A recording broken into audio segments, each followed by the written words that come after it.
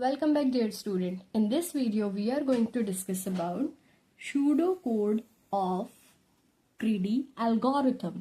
Previous video में हमने understand किया था कि greedy algorithm क्या होती है, उसे हमने एक एग्जाम्पल से अंडरस्टैंड किया था, प्लस इसके साथ टेक्निकल डेफिनेशन भी देखी थी। और मैंने आपको बताया था कि ग्रीडी एल्गोरिथम से अगर आपको किसी भी पर्टिकुलर प्रॉब्लम को सॉल्व करना है तो उसके कौन कौन से स्टेप्स हो सकते हैं, राइट। अब यहाँ पर हम एल्गोरिथम की हेल्प से यही समझने वाले हैं कि जो स्टेप्स हमने अंडरस्टैंड करी थी वो अंडरस्टैंड लॉजिकली किस तरह से आप लिख सकते हैं। डन।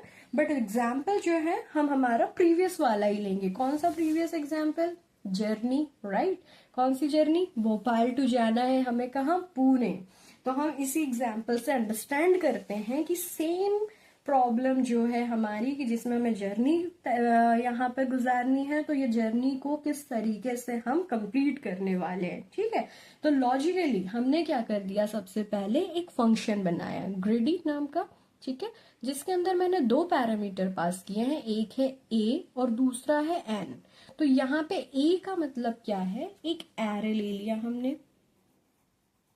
क्या ले लिया है हमने? एरे। ठीक है, तो ये जो एरे है, क्योंकि आपको कुछ ना कुछ इनपुट तो देना पड़ेगा, दैट मीन्स कि आपके पास अगर मल्टीपल एलिमेंट्स है, सपोज यहाँ पर A1, A2, A3, A4, मैंने यहाँ पर 4 एलिमेंट्स गिवन करें, राइट।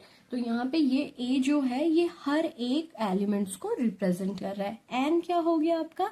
इस पर्टिकुलर एरे का साइज। एन यहाँ पे क्या हो गया आपका? एरे का साइज। तो एरे साइज जो है वो हमारा हो गया n is equals to 4। Done. तो इसका मतलब ये हुआ कि हमें 0 से लेके 3 तक या फिर 1 से लेके 4 तक के ट्रैवलिंग करनी है, हर एक पर जाना है और उसे चेक करना है कि ये फीजिबल है या नहीं।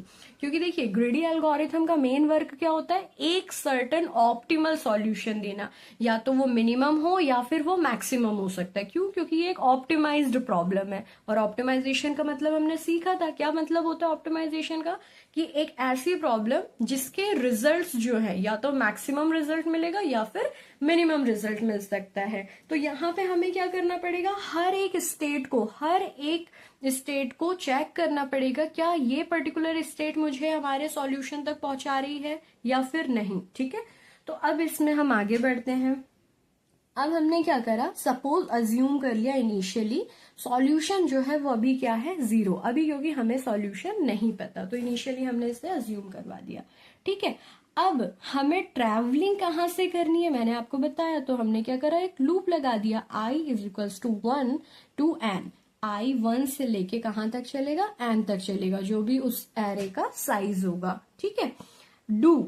तो अब हमें काम क्या करना है, तो आपको इस एग्जाम्पल में याद होगा हमारी प्रॉब्लम क्या थी, हमें एक जर्नी यहाँ पर कंप्लीट करनी है, भोपाल से लेके पुणे पहुंचना है। ठीक है, तो इस जर्नी को कंप्लीट करने के लिए आपने ऑल पॉसिबल सॉल्यूशंस यहाँ पे लिख लिए। ठीक है, तो ये पॉसिबल सॉल्यूशंस कितने थे, 1 2 3 4। तो सपोज आप एरे में भी इसे अज्यूम कर सकते हैं कि ये 4 हमारे पास A1, A2, A3, A4 है। मैं इसे लिख भी देती हूँ यहाँ, A1, A2, A3, A4।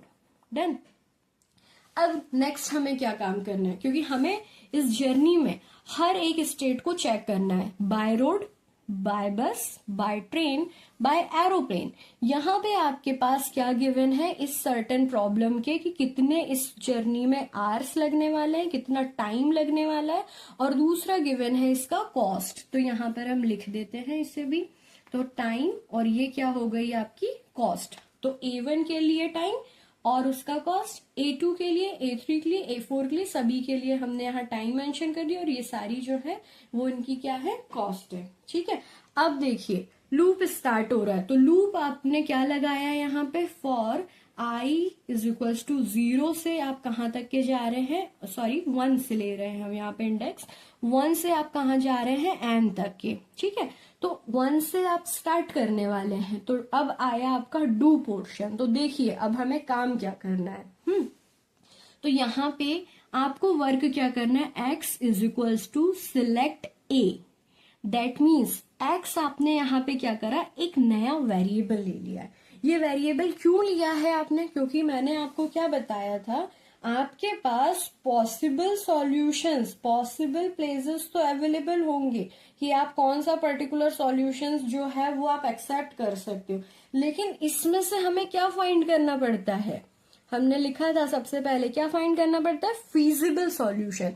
तो फीजिबल सॉल्यूशन फाइंड आउट करने के लिए आपने इसे क्या कर दिया, एक एक्स वेरिएबल बना दिया, जिसका काम क्या होगा, ये एक्स जाके ढूंढेगा कि कौन सा सॉल्यूशन फीजिबल है या फिर नहीं। तो इसलिए हमने क्या लिख लिया यहाँ पर, सिलेक्ट ए। तो सिलेक्ट ए का मतलब क्या होगा, selection of solution from A. That means जो आपके पास एरे गिवन है, जो आपके पास एरे गिवन है, इस एरे में जाना है और हमें क्या करना है, सिलेक्ट ए।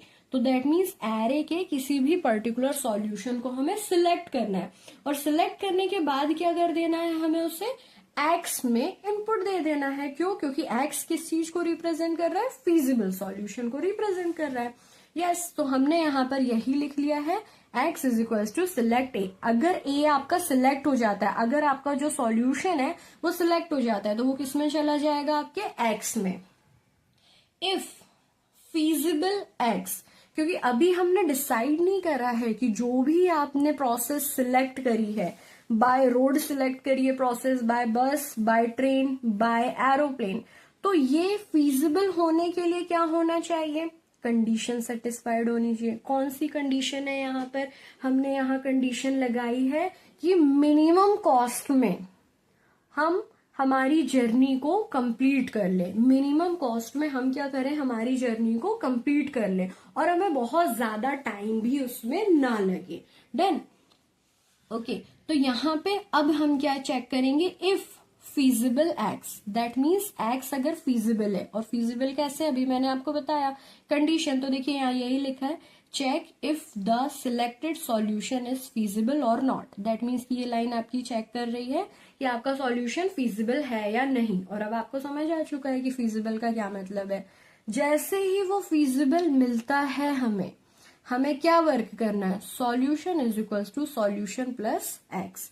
हमें यहाँ पर क्या करना है, देखिए इधर हमने लिख रखा है, make a feasible choices and select optimal solution. That means कि हमें इसे क्या करना है, हमारे सॉल्यूशन में स्टोर कर देना है, उसको यूनियन कर देना है। इसका मतलब ये हुआ, एग्जाम्पल में हम देखेंगे, सपोज यहाँ ये कैसा काम कर रहा है, एक्स, ठीक है, एक्स में हमें क्या करना है, वैल्यू स्टोर करवाना है। सिलेक्ट ए, सिलेक्ट ए, सिलेक्ट ए। तो हमने क्या सिलेक्ट कर लिया, सबसे पहले हमने करा सिलेक्ट A1, ठीक है। तो A1 के पास आप गए, A1 को चेक किया, क्या ये फीजिबल हो सकता है क्या। तो हमने पहले इसे फीजिबल होने से पहले क्या चेक किया, क्या ये करेक्ट है या नहीं, मतलब ये मुझे भोपाल से पुणे जो है वो ड्रॉप कर रहा है या नहीं। तो यहाँ पर आपने ये चेक किया कि हाँ बाय रोड हम जा सकते हैं, तो इसने किसी क्या करा, एक्स में इसको फिलहाल स्टोर करवा दिया, ठीक है, एक्स में स्टोर करवा दिया। लेकिन एक्स में आपका जो सिलेक्ट A1 है, दैट मीन्स कि जो बाय रोड आप जा रहे थे वो आपने यहाँ पे सिलेक्ट कर लिया, लेकिन अब ये क्या होना चाहिए, फीजिबल है या फिर नहीं। तो हम क्या चेक करेंगे इसमें कि एक्स फीजिबल है या नहीं। तो फीजिबल कैसे चेक करेंगे, कंडीशन के अकॉर्डिंग, और अगर ये फीजिबल निकलता है तो हम इसे क्या करेंगे, सॉल्यूशन में शामिल कर देंगे। तो यहाँ पर एक्स क्या हो जाएगा आपका, जो भी आपने फीजिबिलिटी चेक करी, सॉल्यूशन आपका फिलहाल क्या है, आपने अज्यूम करा है यहाँ पे 0, तो 0 प्लस आपका फीजिबिलिटी वाला सॉल्यूशन। तो अभी तो मुझे क्या, ये सिलेक्ट A1 फीजिबल मिला क्या, बाय रोड नहीं। क्यों नहीं मिला, क्योंकि बाय रोड जाने में आपको कितने आवर्स लग रहे हैं, 20, और प्राइस कितना पे करना पड़ रहा है, 2K। तो अभी फिलहाल मैंने इसे स्टोर करके रख लिया, लेकिन मुझे नहीं लग रहा है कि ये हमारे को मिनिमम प्राइस दे सकता है, तो हम आगे की तरफ बढ़ेंगे। तो अब आप क्या करेंगे, अब आप करेंगे यहाँ पे सिलेक्ट A2, ठीक है। तो सिलेक्ट A2, अब एक्स जाएगा और किसे सिलेक्ट करेगा, A2। तो A2 में आपने क्या सिलेक्ट करा, बाय बस। तो बाय बस में क्या था, 15 आवर्स 1500, ठीक है। फिर नेक्स्ट जाएगा सिलेक्ट A3। सिलेक्ट A3 में जाएगा बाय ट्रेन। तो बाय ट्रेन में क्या हो जाएगा, 10 आवर्स 800। सिलेक्ट होते हुए जा रहे हैं या अभी स्टोर होते हुए जा रहे हैं सारे सॉल्यूशन, अभी हमने फिजिबिलिटी नहीं चेक करी। अब नेक्स्ट में हम क्या जाएंगे, A4। Select A4 5 hours 4K। अब ये क्या करेगा, अब ये अपनी कंडीशन अप्लाई करेगा। कंडीशन कौन सी अप्लाई करेगा कि हमारे पास जो एक्स स्टोर हुए हैं, कौन कौन से एक्स जो है वो हमारी कंडीशन को सेटिस्फाइड कर रहे हैं। तो हमने देखा 20 hours 2000, 15 hours 1500, 10 hours 800, 5 hours 4K।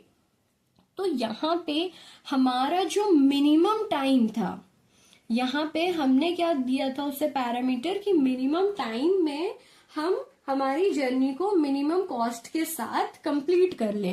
तो इसने कंपैरेटिवली टू 4 सॉल्यूशन ये 2 पर्टिकुलर सॉल्यूशन को क्या करा, यहाँ पे पिक कर लिया। इसने यहाँ पे 2 पर्टिकुलर सॉल्यूशन को पिक कर लिया। तो इसके अकॉर्डिंग 2 फीजिबल सॉल्यूशंस मिल गए। तो अब हमने क्या करा, इसे 0 प्लस एक्स, एक्स में पहला फिजिबल सॉल्यूशन क्या आ जाएगा, ट्रेन, ठीक है। आपने ट्रेन स्टोर करवा दिया, ठीक है। तो अब आपके पास यहाँ पे ट्रेन स्टोर हो गया।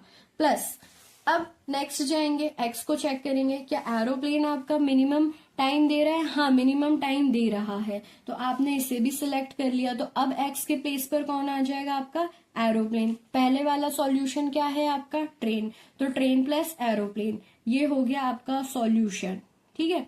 अब इस सॉल्यूशन में ये दोनों पर्टिकुलर आपने एड ऑन कर लिए, ठीक है।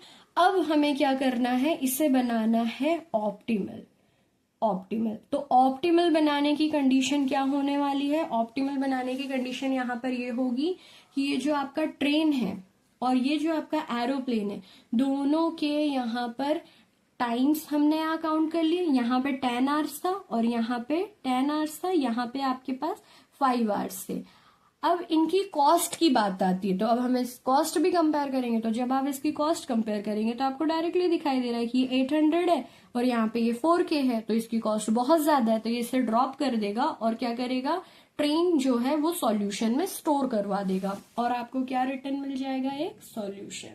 डन। तो अगर मैं इसे ओवरऑल कंक्लूजन में बात करूं तो यहाँ पर हमें क्या करना है, एक फंक्शन बनाना है ग्रिडी, 2 पैरामीटर पास करना है A and N, solution assume करना है 0, लूप चलाएंगे हम जहां से आपकी प्रॉब्लम शुरू हो रही है और जहां तक वो जा रही है, दैट मीन्स कि उसके साइज तक।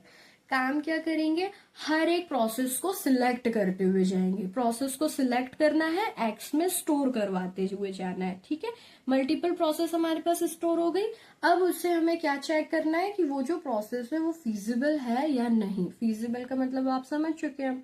और अगर वो फीजिबल होती है तो हम उसे किस में ऐड कर देंगे, हमारे सॉल्यूशन में। और सॉल्यूशन में ऐड होने के बाद ऑप्टिमल सॉल्यूशन को वो क्या करेगा, हमें यहाँ पे रिटर्न। तो आपको याद है मैंने क्या कहा था कि जो भी आप ग्रिडी अप्रोच परफॉर्म करेंगे तो आपको 1 सिंगल ऑप्टिमल सॉल्यूशन प्रोवाइड होता है, इधर मैक्सिमम ऑप्टिमल और मिनिमम ऑप्टिमल। डन। तो ये हमारा एक जनरल मेथड था ग्रिडी एल्गोरिथम को परफॉर्म करने के लिए। नेक्स्ट वीडियो में हम अंडरस्टैंड करने वाले हैं ग्रिडी एल्गोरिथम से कौन कौन सी टाइप की प्रॉब्लम्स को सॉल्व किया जा सकता है। Okay, thank you so much.